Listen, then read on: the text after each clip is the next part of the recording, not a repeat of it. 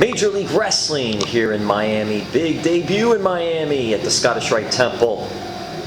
One of the rising talents. The future of pro wrestling now is now. Kotto Brazil. I like it. I like it. What's up? Kotto, what has been going on, man? Major League Wrestling, you really are making a mark here with MLW. What is it like to be here? How did you get this opportunity? What's been going on for you here at MLW?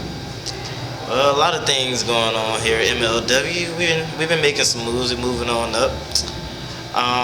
Basically, I got to start. This is actually my year anniversary here. I debuted a year ago here at MLW, and tomorrow I will be in the main event for the ladder match for the MLW Middleweight Championship. And it's just been a crazy ride. It's been a good ride. We started up in Orlando. I came. Basically, just wanted an opportunity. Wanted a chance to get on, a chance to prove that I can hang with one of the best, hang with the best on the roster. And they gave me the opportunity, and I showed them Kotto can. And I've been doing it this whole year, man. Kotto, when did you get your start? How did you get your start in pro wrestling?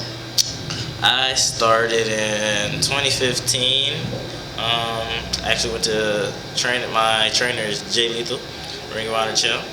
Over in the Tampa area? Yeah, he has a school out Tampa Bay Pro up in Tampa. And yeah, started training there, and yeah. Kotto, how did you find the school? Was it always something you wanted to get interested? You were interested in pro wrestling, always wanted to get into it. How did that go for you growing up and then just finding Jay Lethal in school? Ever since I remember living, I've been watching wrestling. Like, I can't remember a time I didn't like wrestling. So that's always what I wanted to do. I always tried to find a backup plan, but I couldn't find nothing. I was like, I don't want to do nothing else. This is what I want to do. So I started with amateur wrestling. I wrestled in high school and college, and I went up to Ohio on a scholarship to wrestle at Ashland University. And while I was there, I would see like other friends that I used to wrestle with. They started their pro wrestling career while I was still doing amateur in college, and I would see them like on posters and doing all this. And I was like, this is what I want to do. I loved amateur wrestling, but pro is what I wanted. Like, that was my dream. That was the whole reason I'm doing this. And then, out of nowhere, I hear that Jay Lethal opens up a school 10 minutes from where I live down in Florida. So I took that as a sign. I was like, I have to do this now. I have to go. So I dropped out of college and went to pursue my dream. And it's been working out ever since. And that's the thing, you pursue your dream, you could always go back to college. Yeah, you can always go back. But I just opened up a school 10 minutes from my house. I was like, I have to go. I have to take this opportunity. Amateur wrestling, so where did you go to high school? Largo High School. Shout out Largo, throwing up the L's. I wrestled there. So you went to Largo High School and you wrestled there, and then you went to compete in college. Yes. Do you miss amateur wrestling? I do.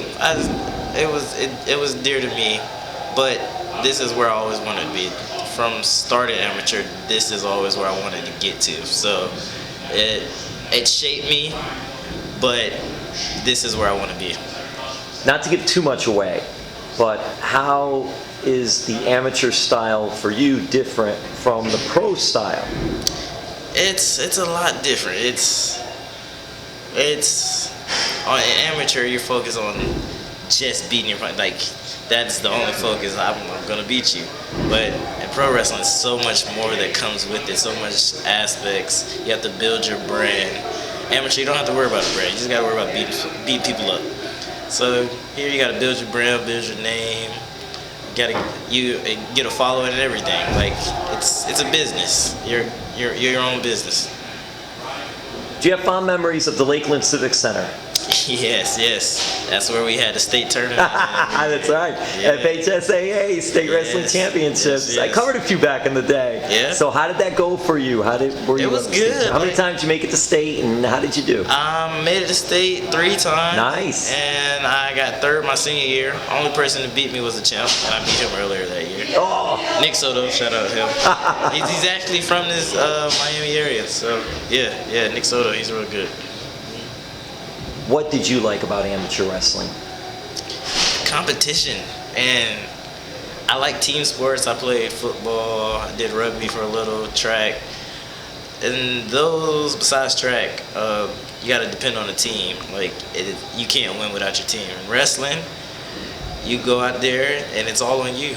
You have, if you're not ready, if you didn't train hard enough, you're gonna see it. Everybody's gonna see it. You're gonna get beat up, and that's one thing I could not stand, to get beat up. So you gotta get yourself better, and you gotta win. Kotto, we've seen you also on the Florida Indies, and the fans just rave about you. How did you come up with your wrestling style? And tell us about your wrestling style. Basically, my style, it's a mixture. It's a hybrid, like amateur, technical, high flying, baller. I like to mix everything because I never wanted to be classified as one type of wrestler. I wanted to, like, if you want to brawl, I can brawl. If you want to wrestle, I can wrestle. Like, get technical, high fly. Like, I wanted to have every aspect Covered? So, yeah, every aspect covered. So whoever I come to face, we can do what we got to do. MLW was at the War Memorial Auditorium in Fort Lauderdale. Big show there. And you were part of the War Games that they had. 2 rings, 1 big steel cage. What was that event like for you? It was brutal. Brutal, but it was a dream.